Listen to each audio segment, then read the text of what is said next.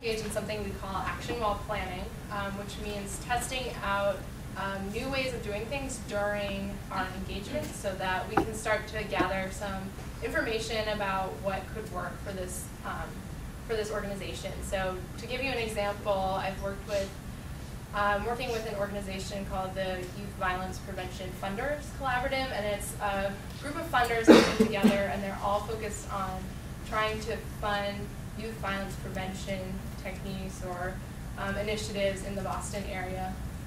And as we were working with them doing a business plan, we recognized that the way that they're structured organizationally, and this is a volunteer organization, was not working optimally for them. So we decided to test out a new structure, a new committee structure that we thought might work a little bit better. And so through this process, we really started implementing that and seeing whether that would work better or not. And it turned out that it was a better way of working, and they kind of restructured around that. So that's an example of what we call action while planning. And finally, we have a strong commitment to implementation. So we're working really hard through our being collaborative and having a customized product to make sure that once we leave the scene, the organization is in a better position than where they started and can take action on all of the things that we learned throughout our engagement together. And often our clients will actually come back to us and hire us to do some of that implementation work to kind of help roll along the process further. So those elements of our approach really carry through to all of the services and products that we deliver. Some of the services that we provide include business planning, where we're really working to take the mission of our organization and recognize what are the strategies that are going to help you realize that mission, and from there, what does that mean about your activities, what you're currently doing, what you need to be doing more of. Performance measurement is really about helping the organization track the programs and services they're providing, how they're doing along their goals, and then how do they learn from those measurements over time. We work often with executives to help them, coach them towards being stronger leaders within their organization as well as in the field overall. We've done financial modeling for organizations that are starting up a new program or a new service and helping them figure out what those revenue streams might be and what those costs might be. And finally, we often help clients with something called a roadshow, which is what we call a roadshow, which is how to go out to funders and talk to them about your business plan or your organization to help attract funding. And we work really across, this is just a sampling of the organizations that we've worked with. We really work across many social issues, education, youth violence I mentioned, aging, health. And we also work across the country, although many of our clients have been in the Boston area because that's where we are.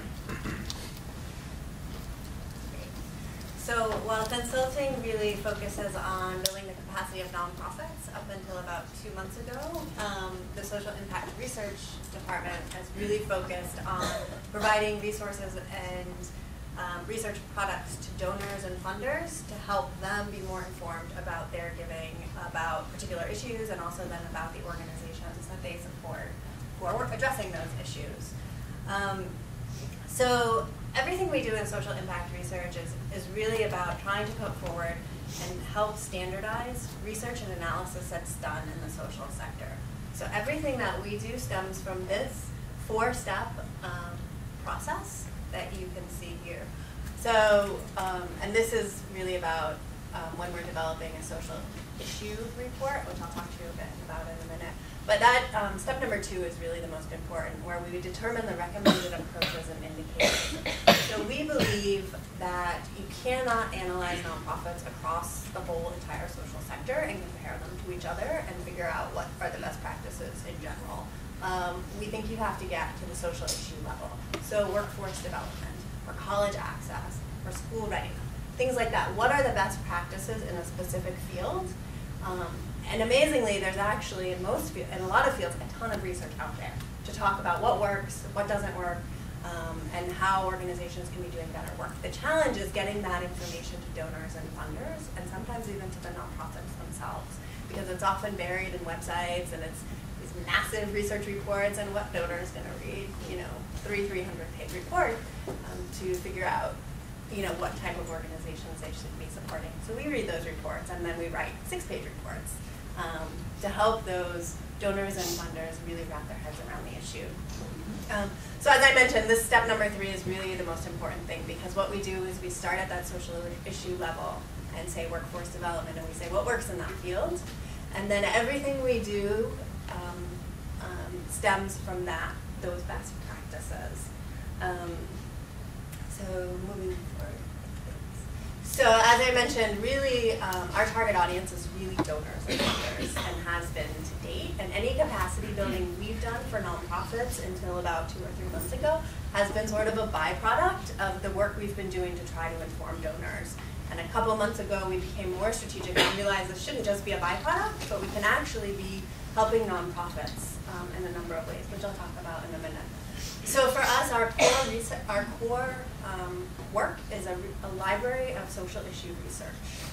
These are comprised of a hierarchy of reports. So we have a social issue report, that's that 6 to 8 page due diligence, sort of introduction to the issue for a donor who's interested, information about the best practices, what works in this field, information about the scope of the problem, information about the return on investment. A lot of research has been done on particular programs to show, for every dollar invested, X dollars come out. We don't do the primary research, we're aggregators of the research. So from there, we take, again, that best approach, or the best practices, and we write state reports, and these are really short reports to help, because we know that giving is localized, so we want to give the donors their local context. Currently, we only do it in New York and Massachusetts. If that's a capacity challenge we face, the dream is that we would have reports on every state for every issue. And then in addition to that, we write what we call a guide to giving about the social issue. So now a donor can take what they've learned from that social issue research and learn a little bit more about our metrics, our evaluation criteria that we use when we go in and analyze an organization. So what works, in ending chronic homelessness? Housing first is considered to be the best approach in that field. And if you don't know what housing first is, it basically means you put the chronically homeless individual in a house, and then you help them get the services they need to stay there, as opposed to making them jump through hoops and then get out, which was the traditional way. This model's only been around about 10 years.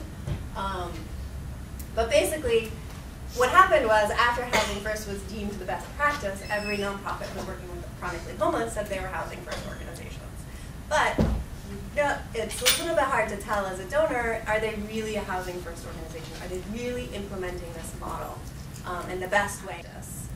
Sort of at the baseline, and then some really key exceptional things somebody could look for when they're looking and doing their own due diligence.